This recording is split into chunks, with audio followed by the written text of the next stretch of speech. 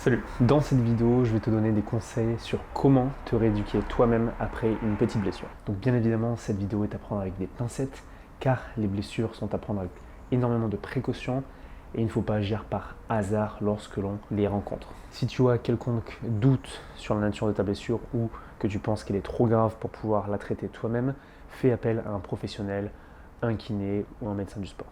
Ici, je parlerai seulement des petites blessures qui arrivent lors des entraînements, lorsqu'on pousse un petit peu trop fort sur un tissu qui n'est pas préparé, faute de manque d'échauffement. Donc je dis sans trop de gravité, encore faut-il savoir comment réagir à ces blessures lorsqu'elles arrivent. Donc prenons un exemple. Sur un entraînement avec des ados de gymnastique, tu as fait un mouvement type muscle up, tu étais trop échauffé, tu as voulu un peu trop forcer pour faire le kéké, et tu t'es accroché un petit peu l'épaule droite. Donc la première étape qui est très importante, c'est de ne pas paniquer. Ce n'est sûrement pas la première fois que tu te blesses et ça ne sera sûrement pas la dernière fois. Ce que tu vas faire, c'est d'identifier quel tissu, quelle fonction articulaire pose problème et cause des petites douleurs. Donc par exemple, on va dire que dans notre cas, c'est lors de la rotation externe, d'accord? Donc on est là, rotation externe, là on sent la douleur.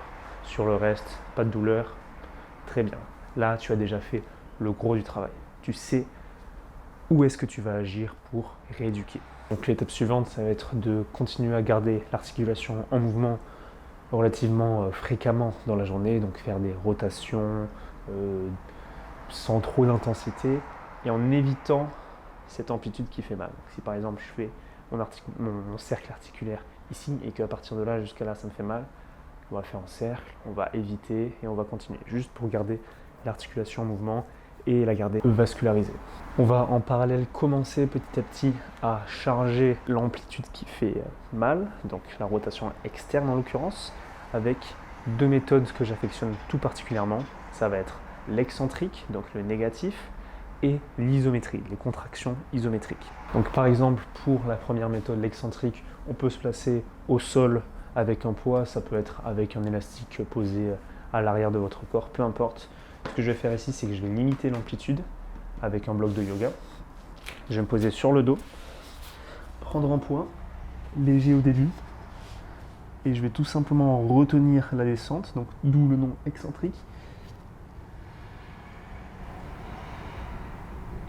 Et arriver ici, m'aider de l'autre main pour recommencer la répétition seulement sur la partie négative. Je vais faire quelques répétitions comme ceci.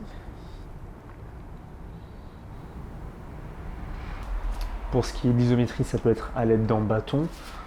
On peut se placer comme ceci, un support qui ne va pas bouger, la rotation externe, limiter l'amplitude, donc si à partir d'ici ça fait vraiment mal, on va se mettre légèrement avant, comme ceci, et venir contracter, comme si on voulait réaliser le mouvement inverse de la rotation externe. Donc les tissus sont étirés, on les contracte de 10 à 30 secondes. Voilà, c'est vraiment un exemple.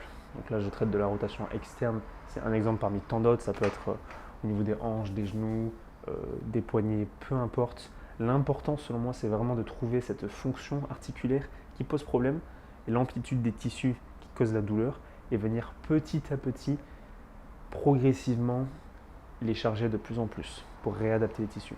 Donc maintenant, on a trois outils.